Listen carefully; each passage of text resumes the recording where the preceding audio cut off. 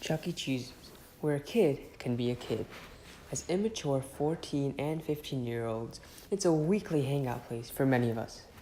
But in all seriousness, back when Chuck E. Cheese was gangsta, we all wondered how to best get that oversized slinky that cost 9 million tickets.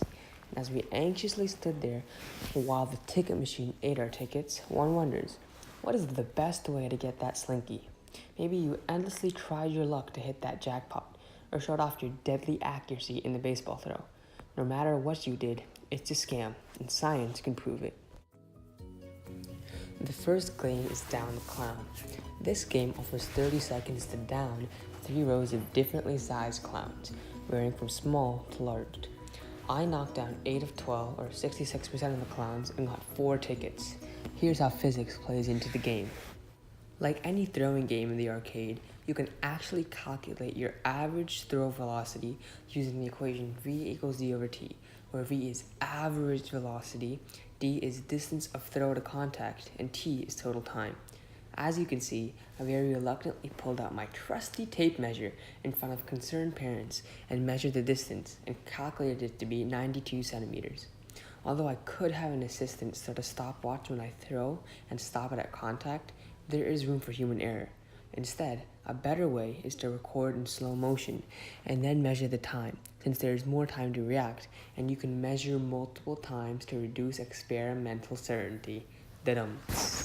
Once we've done this, we need to convert slow-mo time, which is in 240 FPS, into real-world time, which is played back at 24 frames per second, which can be done using some quick maths.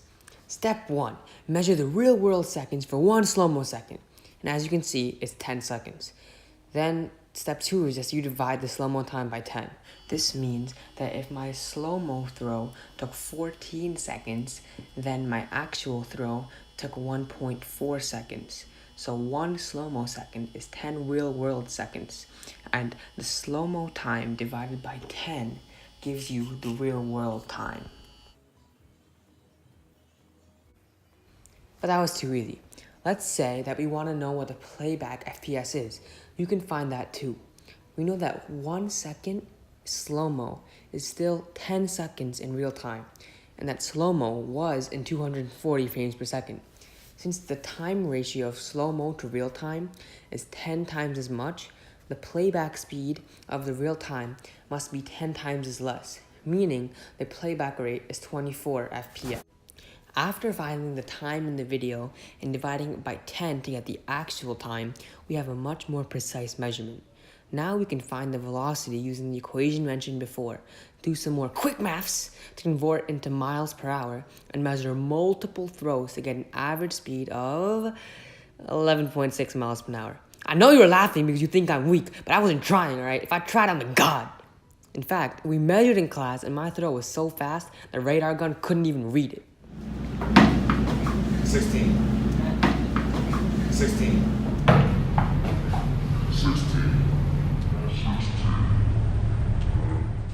Clearly, Mr. Graves needs a new radar gun.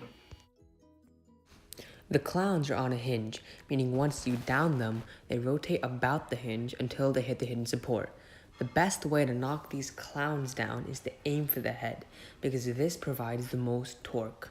Assuming you throw with the same amount of force each time, which we'll get to later, you'll want to angularly accelerate the clown as much as possible.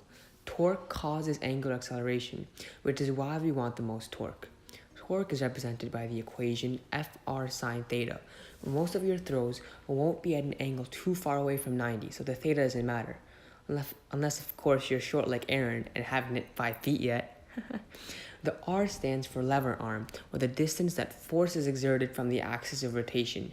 As is shown by the equation, torque and R are directly proportional, meaning if we increase our lever arm, we increase our torque.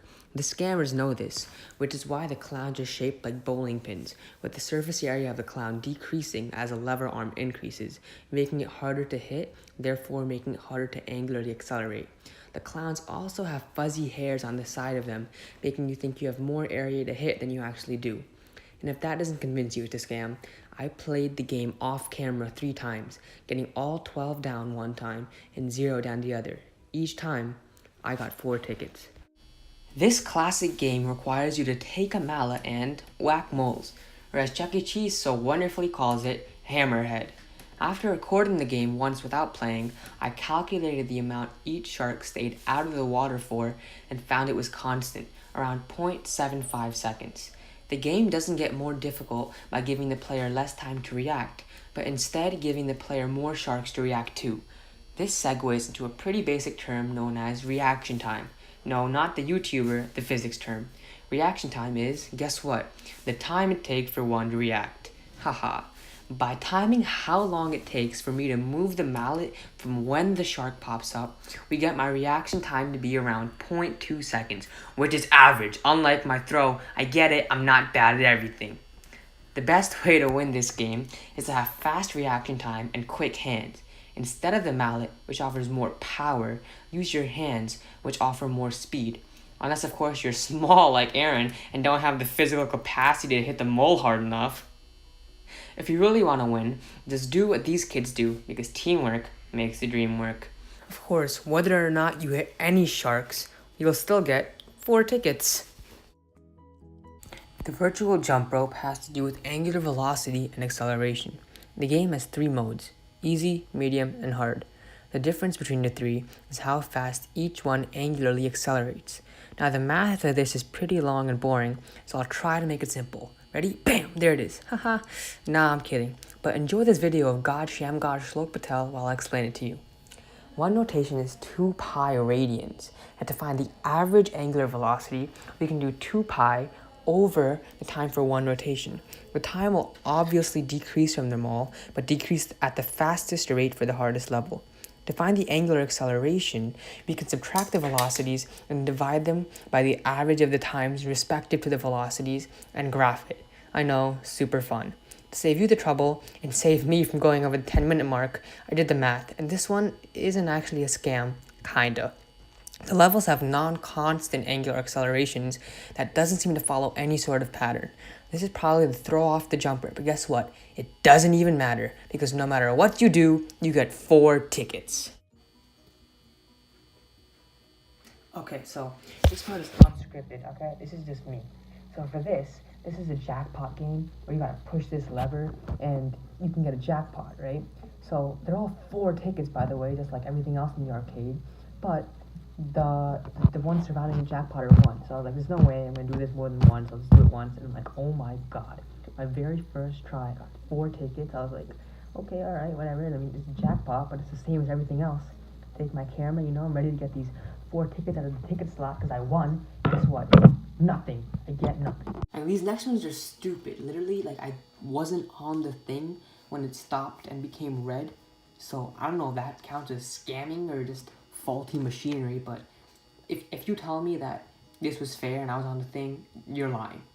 Like, even if you look at the freeze frame, clearly I'm off the ground, and it's lying to you. It's clearly lying.